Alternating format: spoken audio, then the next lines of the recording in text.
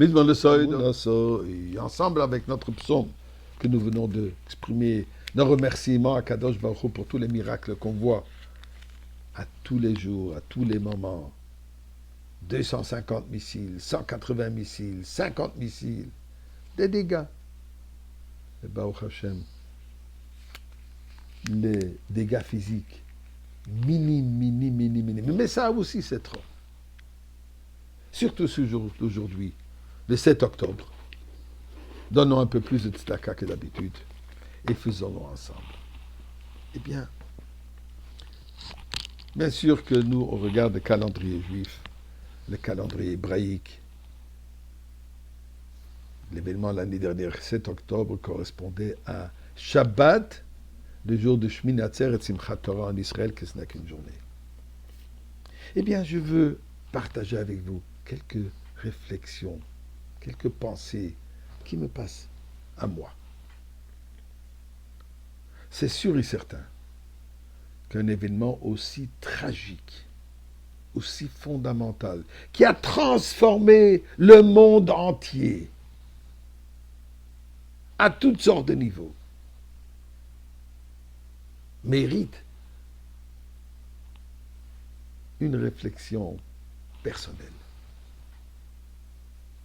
Personnelle, chaque individu et comme communautaire, comme communauté, comme peuple.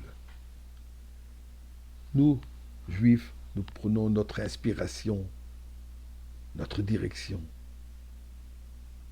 de la Torah et de la paracha de la semaine. Nous venons de commencer hier, Vezot HaBeracha. Moshe Rabbeinu, avant qu'il a quitté physiquement ce monde, il nous dit, voici votre bénédiction.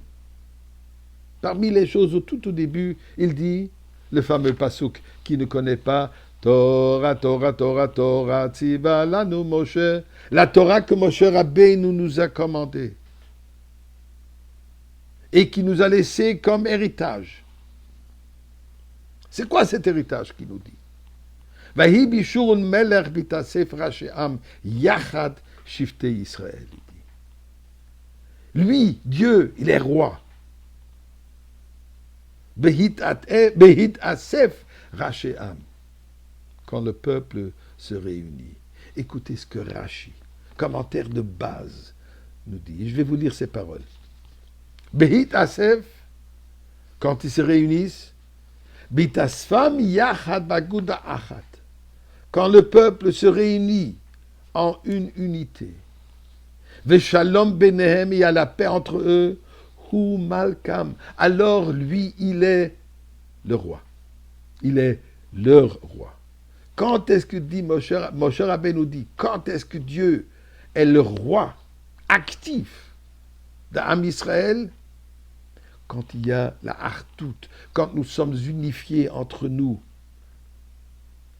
Il dit malheureusement l'inverse est un comportement inverse. Eh bien, je ne veux pas penser à ce qu'il y avait avant le 7 octobre, le dialogue malheureux qu'il y avait à cette époque. Mais regardons ce qui est arrivé depuis le 7 octobre, depuis le jour du 7 octobre. Une hardoute, une unification extraordinaire parmi le peuple juif entier, en Eretz Israël et dans le monde entier. Tout à coup, il n'y a plus de parti politique. Il n'y a plus de gauche et de droite, de centre, de ci et de ça. On ne voit qu'une chose, Am Israël. On ne voit qu'un juif. Et on devra tous faire pour aider, pour sauver, pour épauler et pour assurer la survie d'Am Israël. À ce moment, il n'y avait plus de religieux, de non-religieux, de chassidim, de non-chassidim, de séfarades, des ashkénazes. Tous ces différents termes qu'on a tellement entendus avant, on ne l'entend plus. On a vu, on ne voit qu'une chose. Un juif qui a besoin de l'aide, et nous sommes là pour l'épauler. Un nouveau dialogue, on entend. On entend le premier ministre israélien qui parle avec fierté, une fierté juive, proclamant devant le monde entier, Eretz Israël nous appartient puisque Dieu nous l'a donné. Le pouvoir, la force de nous ne sont pas nos soi-disant amis. Am levada dishkon. Depuis longtemps, la Torah nous a dit nous sommes un peuple seul. Mais on n'est pas seul, pourquoi? Puisque Dieu est avec nous. Je crois que ça, c'est le message le plus important de cette journée. À nous de s'efforcer encore plus, de continuer dans cette voie d'ardoute, d'unification, d'amour du prochain. Et comme Rashi dit, de cette manière, il est notre roi.